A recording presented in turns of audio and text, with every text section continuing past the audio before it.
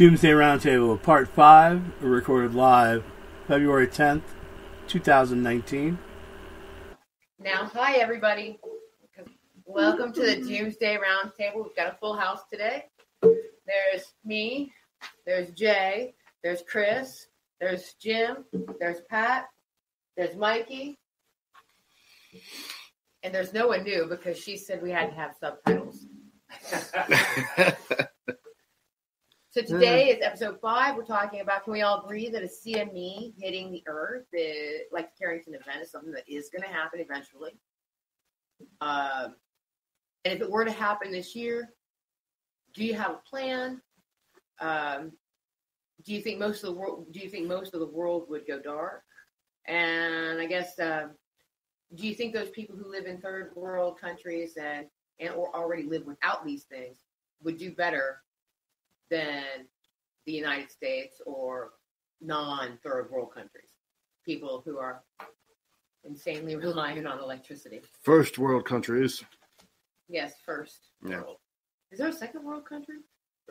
Yeah. What is second world countries? Like Ireland or maybe Philippines. Okay, so Ireland's like the cool end. Yeah, like they have some industrialized areas, but they also have some poor areas, but they're not first world necessarily. Oh, maybe, okay. Maybe Iceland, I think, where they have education and stuff, but they don't have a lot of industry. So they're better.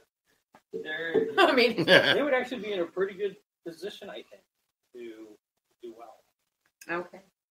Okay, so do we agree that something like the Carrington event, a CME, I'm not talking EMP, I'm not talking enemies, I'm talking natural event, that a CME is eventually going to happen?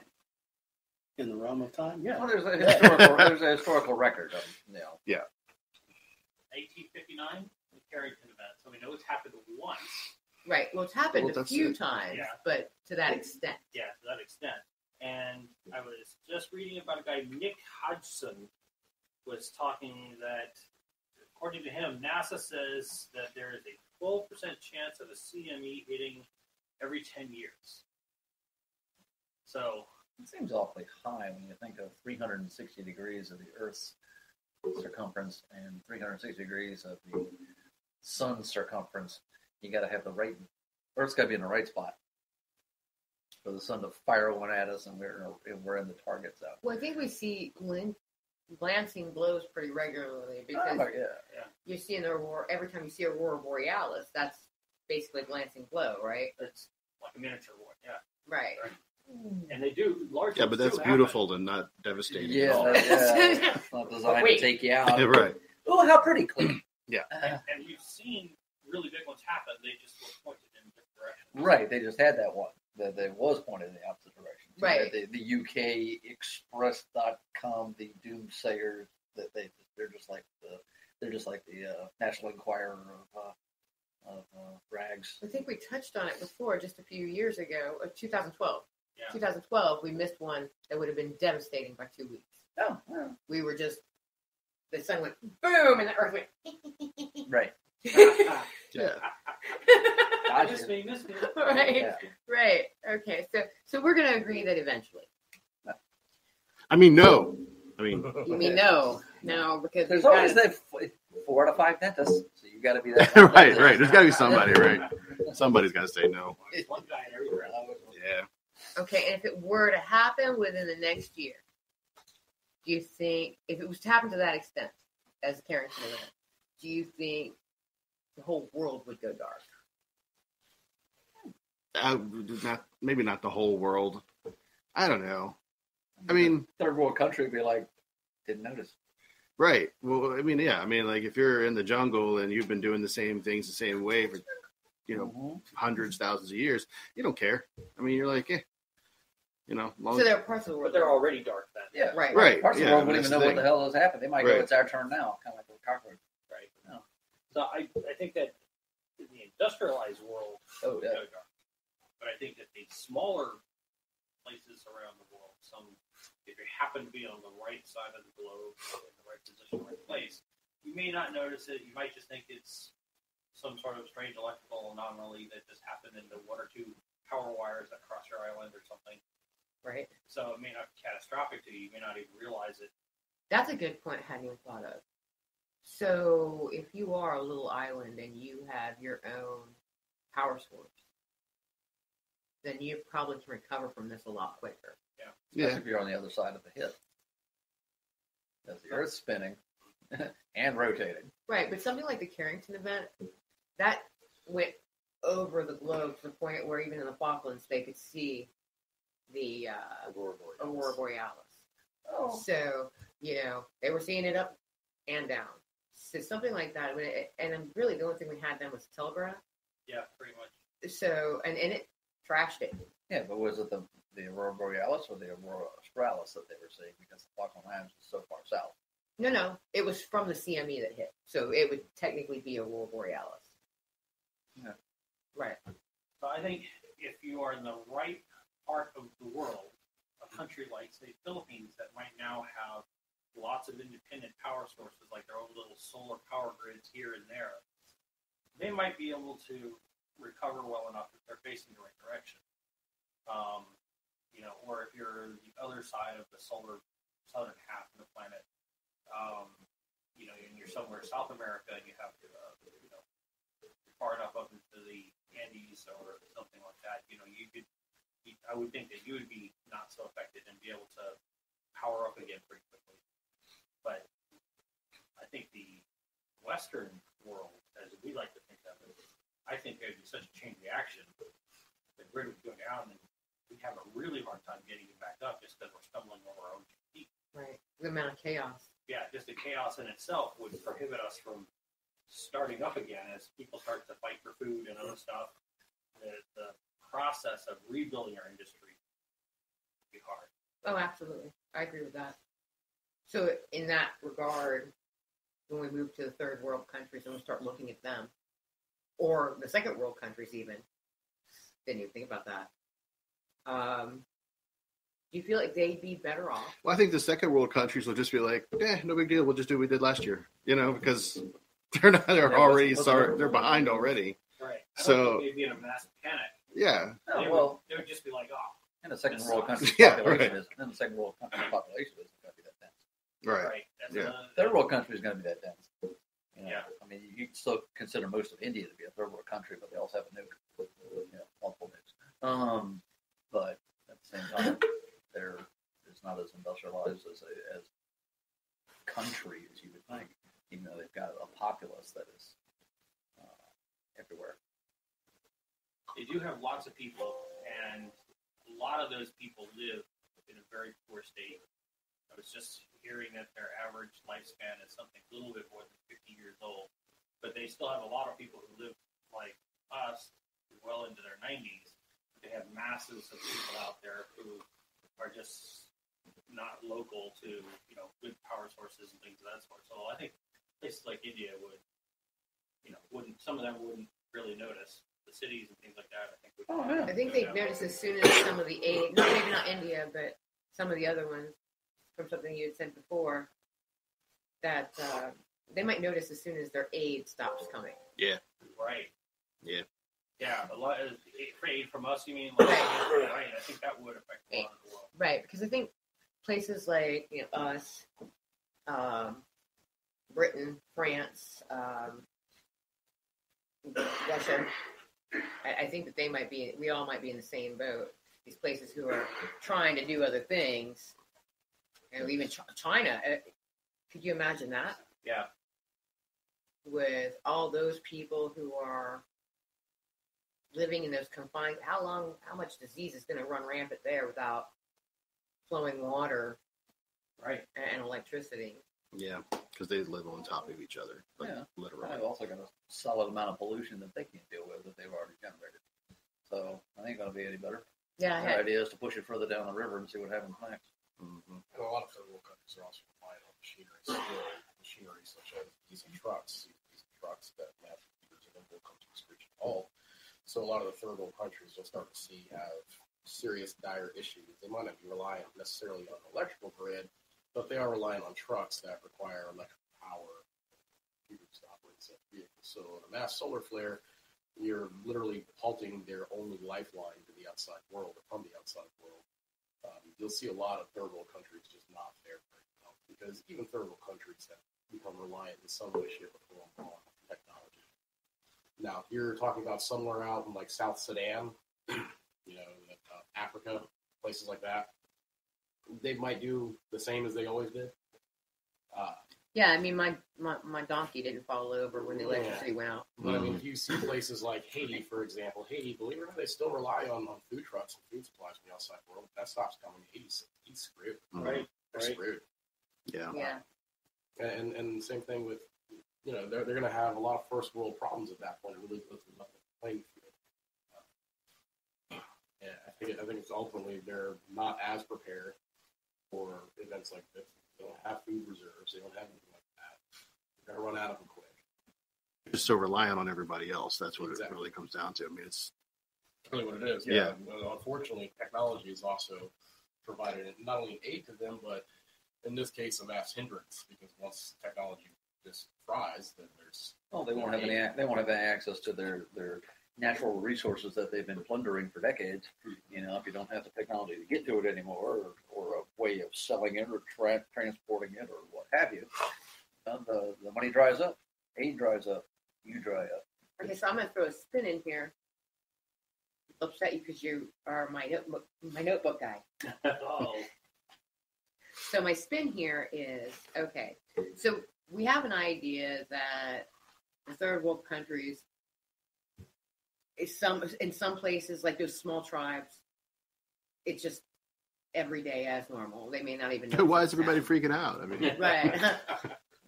They're coming here for help, and we just got Ebola. That's all we've got. that's all we can offer. That's all we've got. We've got Ebola. But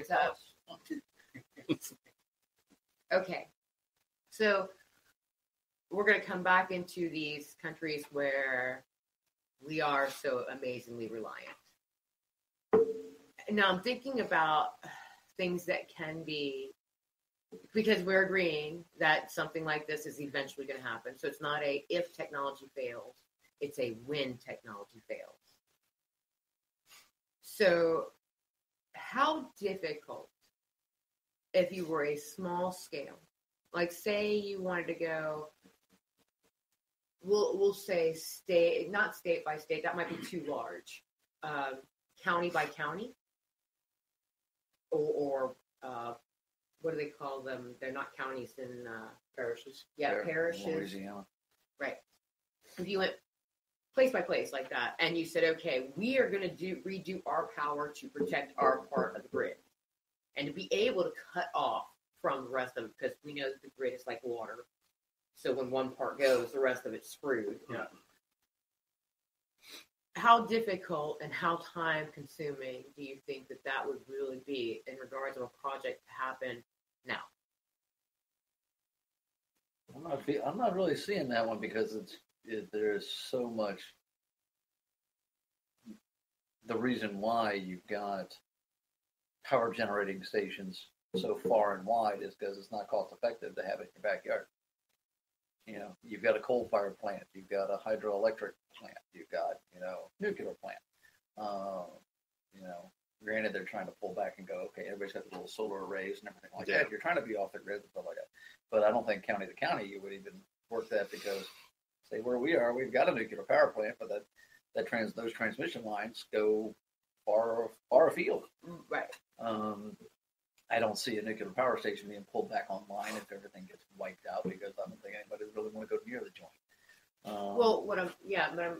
Okay, so yeah, we have the nuclear power plant, and then all of 50 miles up the road, there's Ogden and up in Morton, and that's another power plant. Mm-hmm. I mean, we do have. Okay, so let's say that each state has whatever they have, or each area has whatever they have, and they could quarter it off or cut it into pie pieces to literally make it so that there is a break point. Because that's what you need, isn't it? Yeah, you would need. Yeah. You're talking about a new defense system against the Against the CME, right? Oh, okay. Right. So that you could say, okay, so if it went boom, because in all honesty, if it went boom and it hits New York, and it takes out New York, and it takes out Maryland or whatever, it's going to roll and cause more effects. Right. Mm-hmm. It's going to start to, because when they're not using enough, then there's too much over here. Right. Right. So then the stuff starts blowing up on us. All right. Here's a ripple effect. If it's anywhere, it goes everywhere. Right. So is there a way to? Do you think it would be feasible to stop the ripple? Because we can't go through and change everything? I mean, that would be a lifetime. I mean, I think is it feasible? Probably, but I think probably the biggest thing that's going to stop it from happening is money. I mean, But I would think that money, but in regards of how much it would cost, I think that putting a break point in these areas where, this power plant has this much space that I don't know if they could lower the amount of, like they could feed it so they can go, oh my gosh, so we put break point here, we lower it to the amount that we just need. I don't know if that's even feasible. Right. I think part of the problem is that it's such a global hit you just took. You can't narrow it down to your block. I think it overwhelms the system all at once. Right. And because of that, there is no break point. there's really no way to buffer it. There's no way to buffer it. Yeah. It's not cost effective to buffer it. They're rolling the dice. Well, they're rolling dice and I'm losing games though. Yeah. But at the same time, they've got somebody's got a notebook somewhere in the in the government. Someone somewhere. Heaven forbid it's with FEMA.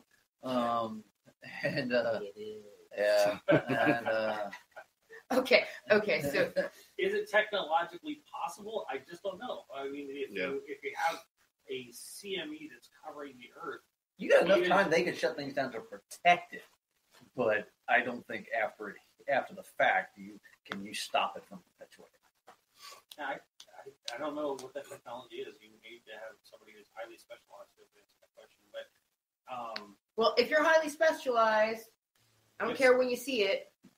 let us know. They're not going to tell you because it's all top secret and it's come from area 51.2 or something. 51.2. So That's the new improved 51. 51.2. well, they said they moved. I heard somebody said they moved it. I don't know. I don't pay attention. The only real practical way of we're under a lot of lead, but unfortunately, that requires a lot of money that I just don't think the government's willing to dish out just for a just in case that it hasn't happened since the Carrington event, really. Yeah, I mean that's. In the grand scheme of things, Carrington is not that long ago. No, it's not, but it is long ago comparatively speaking to the day and age of electricity and technology. Right, which just makes it more and more terrifying. Oh, yeah. So if there is not the technology to stop it, is it possible then to prepare to bring it back to life quickly? Yeah. Like you have all the spare parts laying around so that, it happened. That would be cool, but they don't. Yeah, that would be smart. It takes 6 months for the Siemens Corporation in Germany to make the transmission setup, transmission going up, and then they've got to put that on a barge, and they've got to put it on a boat, and then they've got it halfway around the world to get into China. Only this time That they'll be still takes doing 6 it months. without GPS. Yeah. They'd have to break out the old navigation maps. Yes. The slide rules. I'm going to do it the hard way. That star. Literally. That makes me want to go invest in some paper maps. You should. Yeah. Yeah. Always have paper When I maps. first started driving a cab, I had to use one. You could radio dispatch and be like, "Where's this at?" And be like, "Get a map."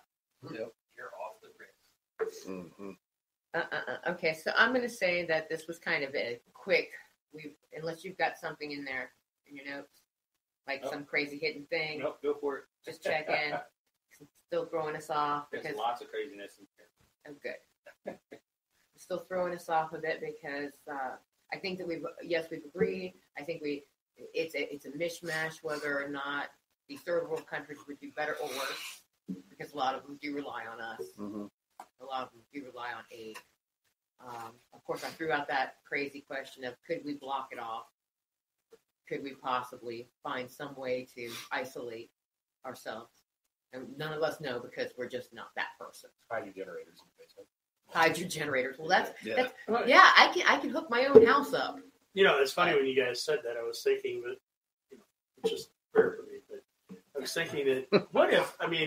Okay, so a nuclear explosion, it ripples out. Okay, what if it acts like water and you had like a clean air bomb that you could set off near you that would push the radiation and the cloud away from your location? A clean air I'm bomb. talking about like after it's blown up. Yeah, it's exploded. You know it's coming. You set off a clean air So bomb. you have a highly pressurized container of air. Right. That just And it basically, in a radius, blows off. so it's like Radiation. a compression grenade, a compression bomb. Okay, if you guys know how to do this, let us know. Problem is, you have to then push a column of air to the stratosphere. You know how heavy a column of air is. It'll buy you a couple Clean of air bomb seconds would of go time. up Right, like a dome. but is that crap is in the atmosphere, and that atmosphere moves around the planet. The fallout's still going to come. Yeah. It'll The buy you fallout's seconds what's of going to time. kill you. Yeah. Right, fallout's what But the initial blast, The initial blast is kind of like the Mythbusters did the guy who supposedly had fallen out of a B-24 Liberator over France. Plane got hit. He falls out. But just as he's falling from 10,000 feet, he's heading through to a railway terminal. It's covered in glass. It's a big old railway place. And somebody detonates a bomb inside the railway terminal, and that shockwave supposedly cushioned him enough that he survived from 10,000 feet. I thought it was made of glass. Wouldn't it shred him? It blew the glass out before he came through. Oh. Same kind of idea, but they never found the guy who actually supposedly. Well, I mean, it's just an idea. You're talking about like during It the might buy you blast. some time. I think blowing, Right. like setting stuff on fire to eliminate the oxygen, stop the fire.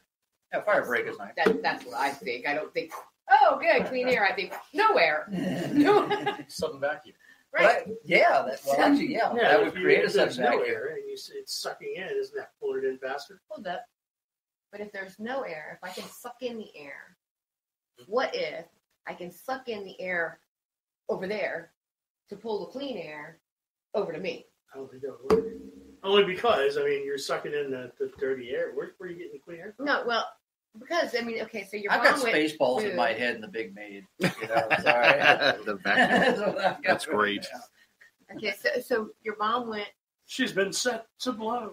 so your bomb goes boom, right? Mhm. Goes boom, and then it mushrooms out. But it's not over here, right? Okay. So if I set off enough bombs, Clean air. just bombs, Trying to Just push bombs. it the other Just way. bombs. right? What Just bombs. So non-nuclear bombs, I'm assuming. non-nuclear bombs? Clean air bomb. Just bombs. Okay, Like a Moab. Right. Try to like make the force Right. it this way. right. I want to force it. Versus Like over a- there. like What clean air I bomb? want to do, yeah, like a clean Yeah, air bomb. Yeah. Sure, we'll call it He keeps that. calling it a clean But air if you- bomb. Like a shake Sponsored charge. by Glade. Yeah. Does it smell good too? If there is a Right. No, it smells like poopery. Okay, this way. I like this idea, but boy, we ran with that one. Maybe instead of having that air freshener at our jobs, that they drop it in first, Uh-huh. it would just be clean air bombs. Yeah. Anyway. I think that's fabulous. Yeah. All right. Back on track. Sorry. No, I liked it. I was trying to think for a minute. See what happens. See what happens when I think. I'm stopping right now. But could we use clean air bombs to push pollution to somebody else? Right to the Yeah. to the That's- third Right, world Maybe that's what we Yeah, should to do. the third world islands. Yeah, That's because right. you know, screw Okay. them. No, I mean I'm not talking like Screw I'm that. not talking like a huge bomb. I'm talking a bomb that's big enough to make your compound clear. Right, that's what I'm saying. If I can pull Just me, your compound. if I can pull, because if I'm making a big airspace, a big vacuum, right?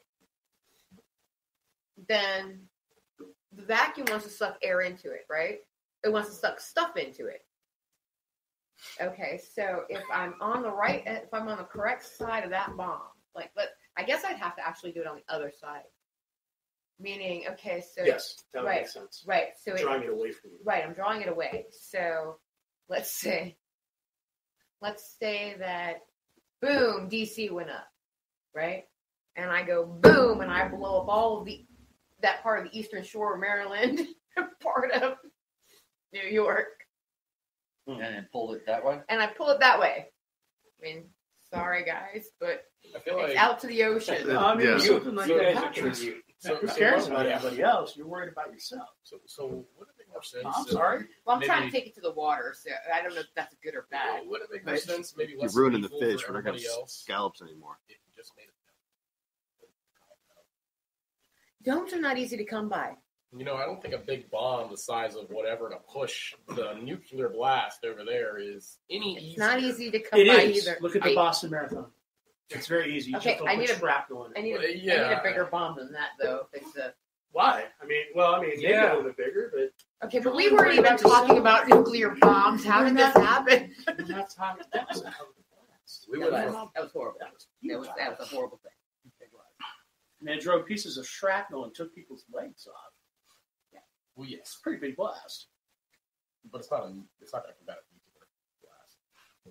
Mm-hmm. In a situation like that, you don't give a shit about anybody else. Well, I'm saying There- what he's saying is that the nuclear bomb, it's gonna take up what first it hits X amount of miles out, then it hits X amount of miles out. So Right, but that Agreed. ripple's going to be weakened as it goes. By the time it hits us, it may not be as strong. Well, you As also if got you to were think standing that next to it. that ripple is really that gust of wind.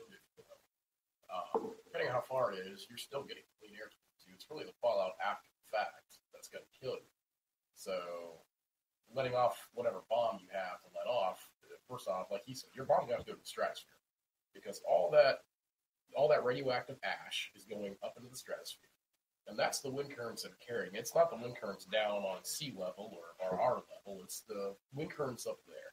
So you can let off your bomb, and it's just going over top your bomb, going, I don't care, and it's going to drop right down on you. And then you're going to have to let off an assortment of bombs until it eventually goes away. At that point, Right. it's The just ash travels a lot slower than the actual ripple. The ripple's going to be the first thing. Right, you've got Watch a pressure bomb wave, on the but ground. what you mean, for one thing, you are missing even in the clean air bomb, which I still think is fantastic, actually, is heat.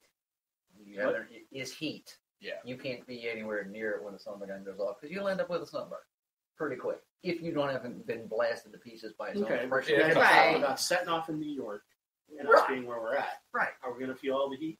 it depends on the size. Probably not. Probably not. Right. I mean, we might get a warm breeze. So heat's but, not really. but an in all issue. reality, if it's set off in New York and it's small enough, it's not going to affect Oh, us. What's going to affect us is what hits the atmosphere. The ash that he's the- speaking of. yeah, the definitely is fear gonna factor of a affect us. nuclear bomb is nuclear fallout, But not the blast. Did you ever watch the videos of the bombs hitting like Nagasaki? and Absolutely. stuff?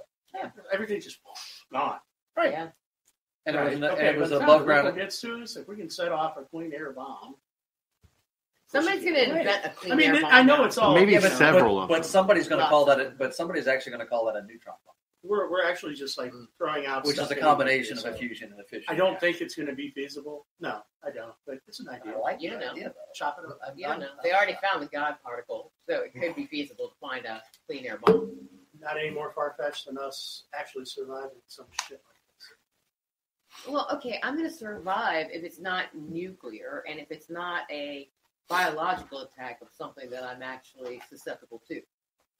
Other than that, yes, I am going to survive. If you turn my power off, I'm fine. That's another thing that we should do. We should do a chapter of why bother? We're all going to die anyway. Well, I mean, no, but why bother? The way that the world is going to be, you're only going to be one in your little contained Well, area. yeah, but Because we've that's also the world. discussed how some people are. We've already done that with how some people are going to act. Yeah, they're going to jump out of buildings. It's Right. going to happen. Right, you're right. Yeah. But I mean, the people who survive, what do they have to look forward to? Mad Max, dude. The Thunderdome. Don't you want to live through that? 2 men in, or what? Or what if, just what if this is the way that the steampunk era actually comes into being? I'm doing it in the steam. God, that would Well, be then you so just wanna horrible. die. I'd rather go. Oh. No, I want the world to go on the If way. steampunk was coming in, I want out. You don't want to have like big, huge copper and No. bronze zeppelins flying through the air? No. That's Sounds going to be kinda fabulous. Cool. I think it sounds kind of cool. I'm with you, man. But what Well, I think Fritz Lang and Metropolis and whatever before he did cartoons. Yeah. Great. Well, I mean, I think personally that the reason that Big people goggles would and want to top go hats. on is because we're people, and life finds a way. Yeah, right. So right. you know, I'm just thinking quality of life. I mean, something like that happens. It's almost like you have cancer. Do you think that in these third and second world countries, and especially in countries that no longer are getting support from governments one way or the other, do you think that it is like just a matter of time before revolution takes place. And all of the poor people just are so tired. They're just like, screw everything, and they take over. What, after or before? But after. I'm going to say before is probably pretty feasible. Before is the reason for the aid to all the other groups inside that third world country, is to see who can supply the most people with the most interesting check. Look at Syria. Yeah, who knows how many groups are involved? Yeah. So they win every day. You know, the Sandinistas in Nicaragua during the 80s. Yeah. You know, all the lovely time that Reagan said, "I'm not sending anything to anybody." Bullshit. Ollie North, how you doing? I would want to survive, and I would think that eventually life would get back to normal. I mean, just because we have to go back to living like we did a couple hundred years ago, that didn't mean they had bad lives. It just they didn't. Right, you have to change your normal. Our normal was just changed. In a lot of ways, it was probably better. Absolutely, no GMO foods, man. Right. They're not killing you slowly. I mean, you would have a you would have a mass amount of people dying left and right. That's for sure. Yeah. Because the overpopulation really is based off the fact that technological advancement to support life to live even longer. So you get a lot of people dying. There'd be a great downdraw of the human population. But just the sick ones anyway. Yeah. Well, I mean, it's as messed up as it may sound, you're actually right. It's just the sick ones anyway. They're gonna perish. You'll end up having a lot of farmland being the main economy. Would that be right? Agrarian economy. Yeah. Right. So that's really everybody goes back to bartering, just like it was not even a couple hundred or so years ago. It was about 150 years ago. You know, when we were still using lantern light, there was no cars, there were horses, there was a lot of farmland. That's what it will just come back to. And in the United States, I think the United States, if we're going back to the solar flare, the nuclear thing happens, then I don't know. But the solar flare, taking out all the power and everything like that, the United States would prosper. Again, there'd be a lot of death, but the United States would prosper. They would survive.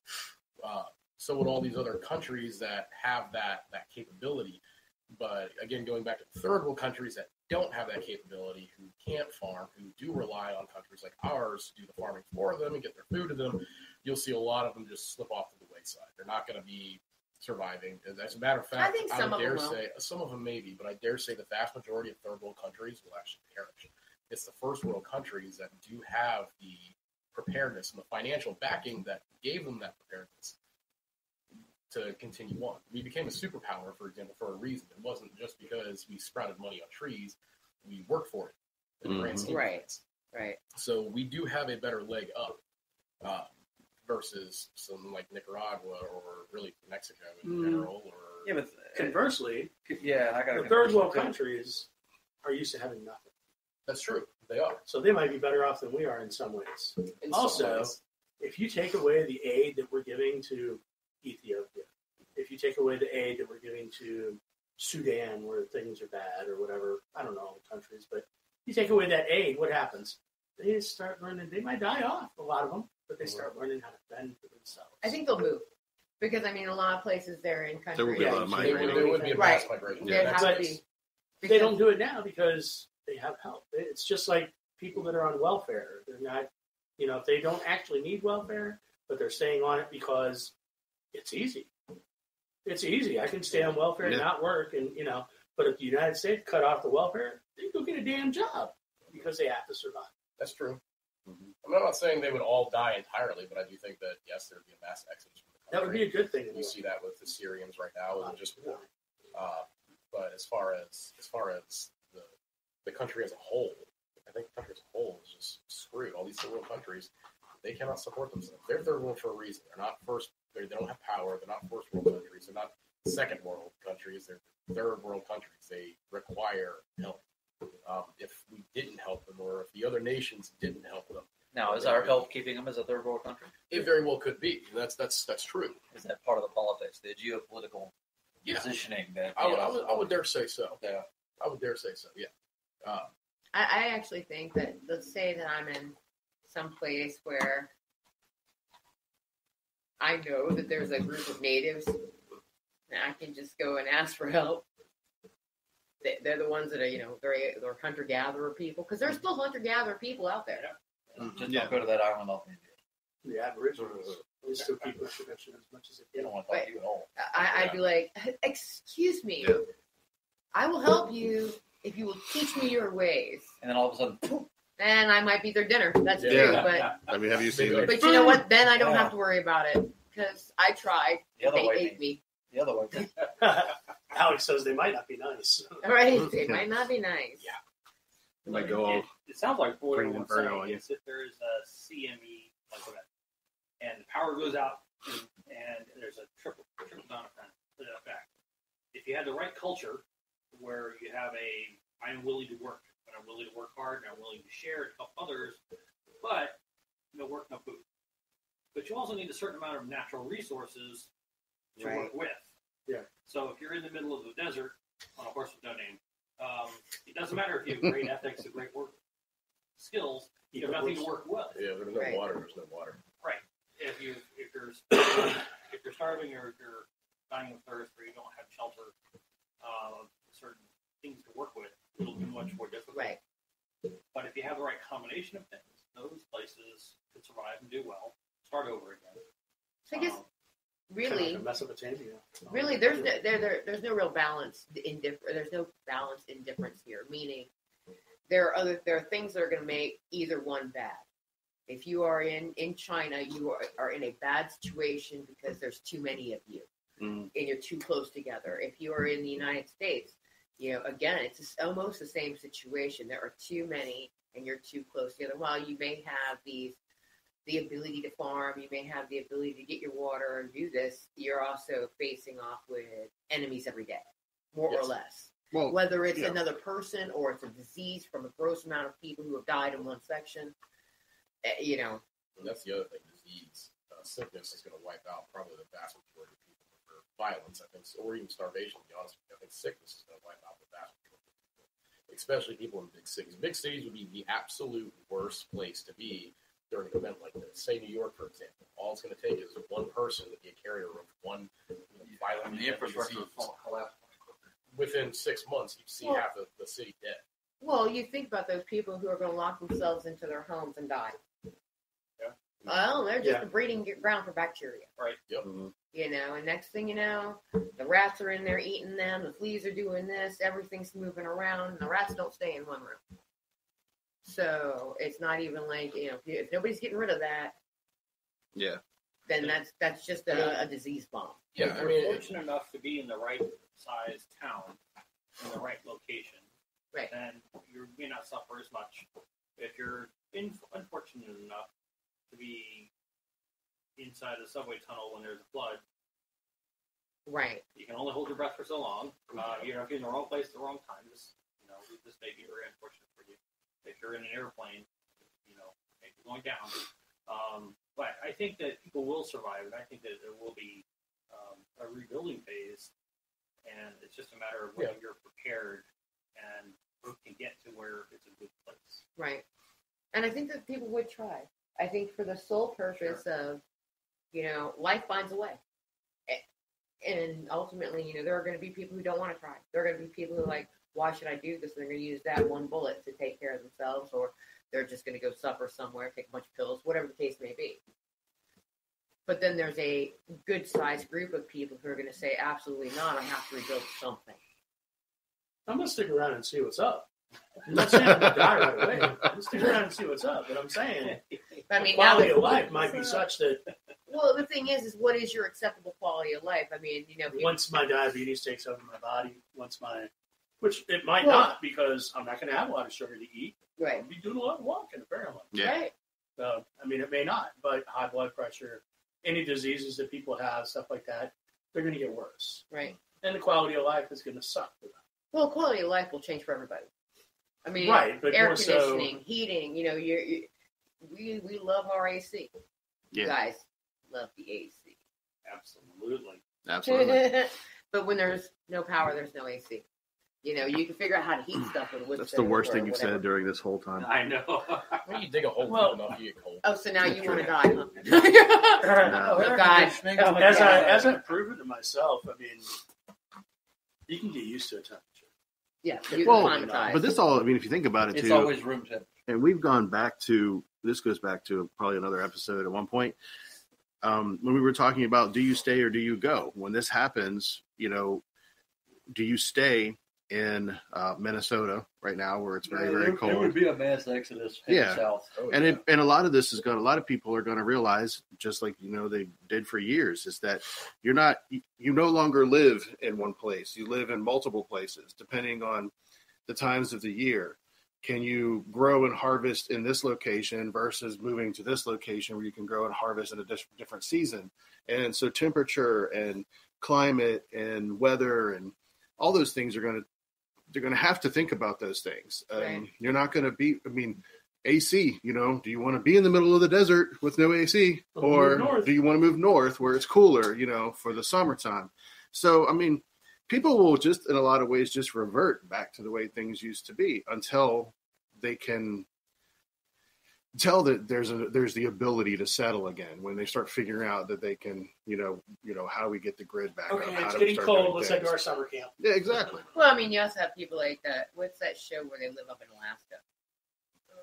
There's a lot of Like the bush people. Oh, I don't know. Last Frontier. There's a whole bunch Yeah, of good stuff. but they have like their own little hovel, and they are able to do this and Yeah. do that. So those people would be like, to the rest of Yeah. us. Well, Yeah, but if they didn't have modern even- machinery and Right. they didn't have fuel supplies and this, that, and the other, they wouldn't be able to do it. I will say, Yeah. Because when was the last time you saw an Inuit put down any kind of row of corn? Well, not even They that. ain't gonna do it. The Yeah. supplies that they do get, if they're not able to grow them or maintain them or manufacture them themselves, they're flown in. yeah. Right, but once upon They a get time, train people, loads of stuff all the I time hate to coming say it, through but once there. upon a time, people lived there without that. there was Yeah. a significant Yeah, they did. amount less than what's there now. Right, but what I'm saying is Possible. it's possible, No, it is and possible. there were Yeah. people there has to be, some history of how they did things. Yeah, huge supply chains. Well, it's no, funny. I'm talking before. She's talking like when they came across Bering Strait. Well, Next time you watch one well, of those they didn't shows, stay. think to yourself. They kept coming. Well, that's the Yeah, thing, how do we know? Because they'll be like, oh yeah, we're out here in the bush and we're living the hard life. Can you deliver some more goods to us tomorrow? Exactly. Yeah. I'll meet you at the train tracks. Yeah, Yeah. not to mention if some of these people, let's take Alaska for example, or any of these northern states right now that are facing negative 55-degree temperatures, like towards Wyoming. yeah. So let's just say something like this happened in the night, and the heat goes out, and they're asleep. You think they're waking up in the morning? Probably not. Yeah. Depends on how much vodka they've had. They ain't waking No, up in no, to be negative fair. 55. No. They ain't waking up. They're dead. That's going to be a whole state of dead people. Right there. That's a whole state. So, Well, yeah. hopefully they've got some kind of. I would, if I was going to live someplace like that, I've got alternative heat source. I've got a wood stove. Well, I've got my something. sister-in-law and her husband, they live in Wyoming, and it gets cold where they are, so they have like kerosene heaters and things like that. Right. to Wood get them stoves, through. wood Right. Fireplaces, use the hell out of And them then- because they're saving electric anyway. And you would Yeah. still see them. I mean, you might see a couple. You can see a good chunk of ones that will survive through a night. But eventually, they're going to start looking at their heat supply as crucial as their food supply. And Right. Not only are we running out of this, we're running out of heat, and we have 3 nights before we got to get somewhere warmer. Mhm. And oh yeah, by the way, our car doesn't run, so we're going to have to walk. So do you think we can survive 3 days and nights walking in negative 55 degrees? We have to find something to keep warm. There's a lot of different preps. I guess you need to do for different That areas. can make a lot of people Absolutely. sick. Because Yeah. if I live in the desert, I live someplace where it's always hot. I probably have something the equivalent, or I would like to have something the equivalent of a root cellar. Because if you go under the ground, 57 degrees. right, Yeah. right. That's not a bad idea. Even where in the middle of the country, right where we're at, or just basically in that midline. Right? I mean, even where it's negative 55, you get people up the ground. Yeah. Yeah. Sure. So something like that is relatively easy to accomplish.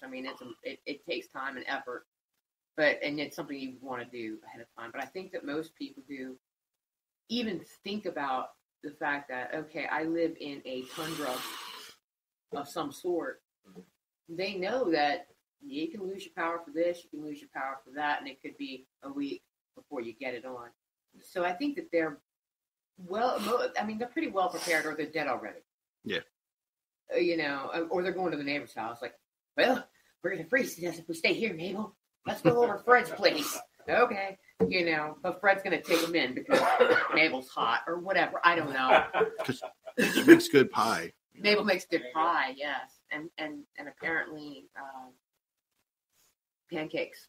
Mabel makes good pancakes, too. That's what I hear. Mabel makes good pancakes. Uh-huh. Or is that Maple?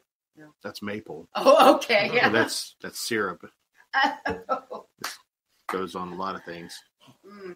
I think there's a lot of people who have already lived in those places. They know, like, there are people who have lived in Alaska for a long time, and minus 55 is something that they've seen in their lifetime. Right. And they realize, there are going to be those days. So when it's summer, you prepare. Exactly how they prepare, I don't know. But there are people who would get through that. I think that if there's a CME event, we are all trying to survive. We would just need to try and get to the right place at the right time so that you avoid the masses of people, but you're not deserted. You're someplace where there is food, there are supplies. Right. There are friendly enough people who are like-minded. Because you could get someplace where they appear to be friendly, but, you're just dinner. Oh, this is like a perfect segue into the next part of this whole thing, right? Because, like, do you have a group? Do you not have a group? Right. Yeah. So, do you want to slip into that? So that's slip in. We're going to slip into part of episode. Yeah. Of the That's a next perfect episode. segue, Patrick. So, assuming that you do have a plan,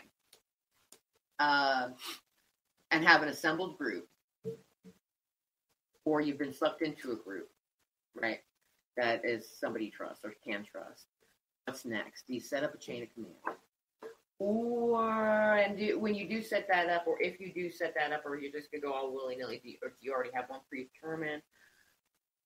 And do you believe that you're better off with one head honcho or a committee to kind of make those decisions to help people, help your groups, maintain your group's well-being?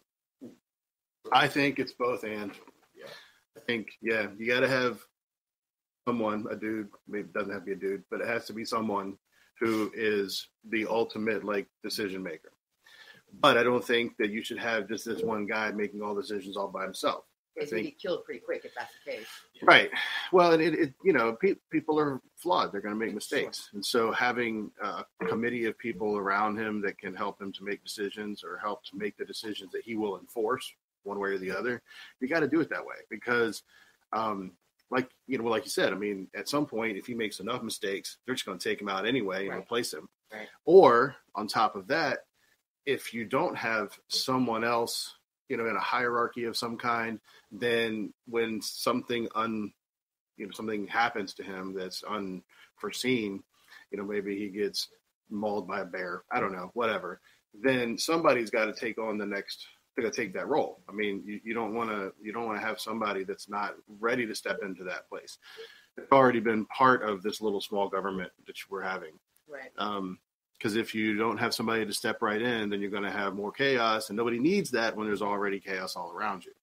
So that's I think that would be a very important part, like after you've gotten your kit and your people and your supplies and all that kind of stuff, I think like right away you need to set that up.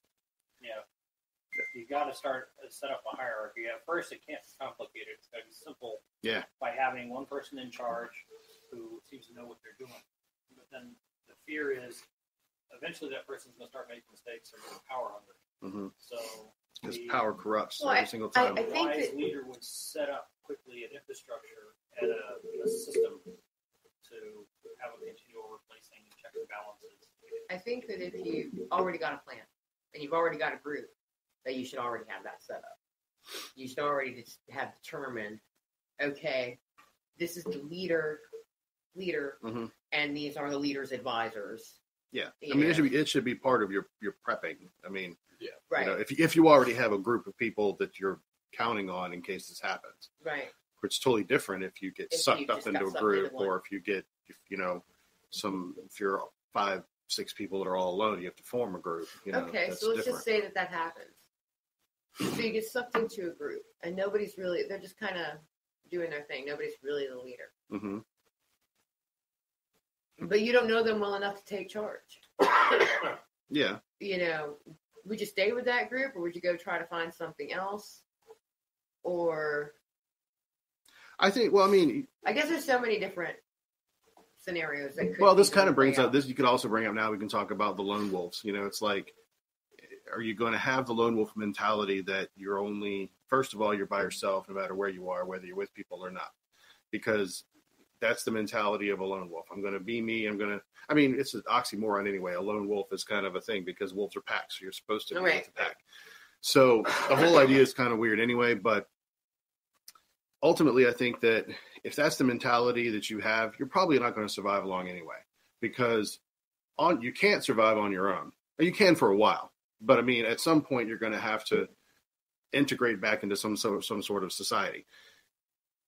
Then on the other hand, if you go into a group and you never really become part of the group, then you're going to get eaten up by everything that's going on around you. I don't think that you can survive in a place like that. So I think the smart thing to do would be to, you know, if you find yourself in a lone wolf situation and you come upon a group, you know, try to see how things work. I mean, it may not be the group for you. Right. I mean, you know, like if you're not the type that is going to rape and pillage, then you probably don't want to be part of that group. Right. But, yeah, no. You know, you may have to hang out with that group for a little bit I don't until think I you would. can get to where I you think need to that go. if I realized you're a rape and pillage group, I think I'd be dipping real quick. You gotta be, but you got to be careful though too, because how do you dip without them raping and pillaging? Right. Yeah. I mean, you can't I just. think that at that point, if you're that questionable about somebody that, I mean, because you can last a certain amount of time as a lone wolf. Oh yeah. Right. You know, you Right. could go and do that kind of thing. I think that if I saw a group, I would have to stalk them. That's probably smart. Yes. Right. I'd have to kind You'd of have to stay scout at the, them. You scout them. Scout them. Find out what they are about. Right. And so if I unwittingly, like let's say they were all being good and kind until suddenly I'm there for 3 days and they're like, hey, check that place out. Let's go and rape and pillage. Yeah. We're going to rape the town and pillage the women. And it's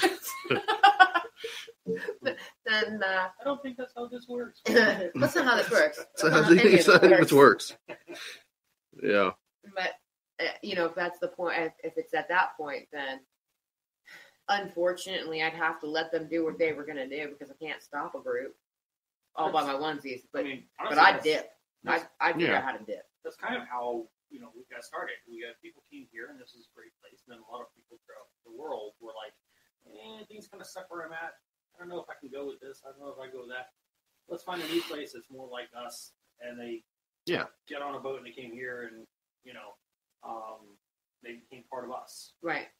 And I think to a smaller degree, we would all kind of do that. We would find a group that is us. If the group starts to stray from where your morals, your values are, you're like, time to go check out the next town. Yeah. Right. You know, Well, I think hopefully you can do that without too much strife.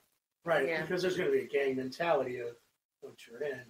Who is us? Right. Yeah, You don't take Well, our because- knowledge with you don't take our secrets with you. Yeah. Well, it's also people are a resource. So I mean, if you've got a group of 10 people and one of them dips out, now you're in the single digits. 10% less. Yeah. Right. You know, that's not great. So that's one less person to do whatever needs to be done. You know. So yeah, they look at it that way as well. People are a resource. It's the way it is. So, but let's think in a more like positive way. Like, let's say you got some good groups of people and nobody's raping and pillaging and all that kind of stuff. I mean, what is a good way to run that group? Right.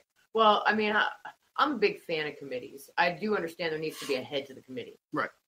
You know, but if I'm sitting here and I know the property really well and I know what I have and I know this and I know that, but you know that you're out there dealing with these people and you know that we need we need to fill a void for a particular need that I don't necessarily get. And you know that there is another resource that we could get to, and I don't know about that resource. Well, all by my onesies, knowing everything about the particular property, I can't provide as well as I could if you're coming and saying, look, this is a need that needs to be met. oh, okay, so how do we meet that? I don't know. And then he shows up and says, this is how we meet it. Now we have to find out, okay, so we have to figure out how to make this happen. Right. So it's way better in regards of, as far as I'm concerned, to go, okay, it's a committee. Now I can see that it might be okay to say, well, because you built this whatever, you already had this part. Now you get to go tell them that we're doing this. You know, I can see that, but I also think that you need to always be involved with the people who you're trying to assist. It's kind of like, I mean, that's what a good leader does. I mean, a good leader is someone who is not someone who just, it's my idea, it's my way, we're doing it this way no matter what. Right. A good leader takes because people are a resource, they take, and everybody has their own visions and they have their own abilities and they have their own ideas, that all of those things need to come together in order for a community to work together. So a good leader is not necessarily someone who always makes the decisions. He's the one who enforces the decisions that have been made. Right. So if the committee has come together and said, we're going to do it this way, then he's the guy that makes sure that it gets done that way. Right. So I think that's really probably, I mean, in my opinion, I think that would be the best way to run. I think it's kind of I mean, kind of grassroots. But I do think at that point you do need, okay, so he's the one that enforces it. He or she is the one that enforces it. But that's not necessarily going to be the case, because let's say that you have a group of 50 people and 5 of them want to revolt. So they're running, they're doing this, they're doing that, and they're trying to steal from the rest of them, because I can see that happening. Yeah. Sure. Now you need a security force. Well, yeah. So inside those 50 people, you're going to need 5 or 10 of them to be your security force, and probably part of those people are on that committee. Yeah. You also got to hope that they're not the ones trying to take all your shit. Yeah, well, then you sneak into their tent in the middle of the night and take care of that. Yeah. Feed them extra special pancakes with maple syrup. With maple syrup. Oh no. Mabel, did you make that syrup again? That's terrible. Mabel. We need another batch of the syrup. The syrup. Yeah. I think there's all kinds of leadership issues, and sometimes you're going to need a military general, and other times you're going to need somebody who is, kumbaya. Yeah. Let's all just come together. That's the art, the skill of finding the right person at the right time. Right. And how you could go back and forth. I think you always have to be worried about the mob mentality where 51% says we all vote to take your stuff. Mm-hmm. Yeah. That can be a scary thing. So it can't just be, let's put it all up to vote. Because right. You need a core group. You need a core group of leaders. Yeah. You need a group of leaders that gets rotated often, but leadership and involvement from everyone. Right. Mm-hmm. And you definitely need somebody who's out there in the little community finding out everything. Well, I think everybody should be. Everyone should feel that we're all vested in sticking this out together. Right. And, that kind of mentality, because once you start getting groups of people that are like, hey, we're going to go it on our own, we're going to take so-and-so's stuff and share it amongst us. It's a slippery hill. Yes, that's a slippery, hideous slip. Okay, so we managed to kill the hour, kids. Yeah. Once you guys get going, it's not hard. I mean, right. Well, we could keep going. I'm like, I know. Let's it starts off really slow though, and then you guys pick up speed as you go. Yeah. Well, and you get louder too. I love it. Now I'm wondering if Mabel's syrup is sticky enough to keep you from sliding down the slope. It could be, but it's also poison. It's a lot of it. Wait, no, it's Mabel.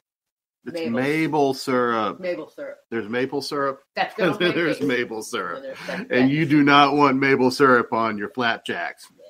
Stay away from the maple. There's a joke there I don't get, right? Just the idea that Mabel is making syrup bothers me. Okay, so her pie's okay though. We've totally eaten up episode 5 and 6 in this one. Oh, we did? Yeah, we did. Oh, sweet. We did. So we're going to move on to 7 in 2 weeks. 2 weeks. In 2 weeks. And this is a tricky one. Okay. If at all possible, would you help outsiders who needed food, water, and supplies? Don't answer it yet. if you don't know them. What if they said they wanted to join your group? Can they dance? Because Yeah. at some point we're going to need entertainment. Maybe. How would you vet such a person? Well, that's obviously answered now. Chris just wants to know if they can dance. Oh God. I'm sure there are more serious reasons to ask that Now, question. This is important, and everybody to really think about this, because to me this is a tough one. You have a problem killing another human being if you thought they were a threat to your supply. What if it was someone you knew, not an enemy, but maybe someone you knew to be the type of person who has an excuse for everything, who is generally self-centered and lazy, but not unkind, or someone who is amazingly dependent on others, though they're able-bodied. Could you actually kill such a person if they just wouldn't go away? If not, how would you deal with them? Okay, so that is don't answer it now. I'm keeping my mouth shut. Right. That is food for thought. That is 2 weeks from now. In the meantime, be safe. How many more episodes do we have left? Okay, wait a minute. Because now Don't be safe yet. We've sucked up 2, so we're on 7. 2. So we were on 7. So we have 7, 8, 9, 10, 11, and 12. All right. And then it's back to break channel 13 and Jack and Miller. Jack and Miller. Screw you. Yeah, well, Jack and Miller. Why me? That's it. Jack and Miller, the only 2 important people in the No. show. No, man, Max is going to totally come out this Max season. is Oh, coming we were out. talking about Max. Well, he's Evil guy, He's the man. killer. he's the bad guy. It's awesome. Why do we got to give him any kind of whatever? The bad For the guy people might who be enjoy the awesome, bad but guys. There's a lot of us that Yeah. enjoy the villains. I know, I do. Dennis is awesome. I know. That's just my ex. I do like the villains. Oh, is that right? Okay. yeah. Say bye. Huh? Okay. Have a Oh, great she's entertaining 2 because weeks. she wants to join the group. Now you want to join the group. Thank you for joining us. See you We're in done. 2 weeks. Could you kill somebody? Toodles. Bye.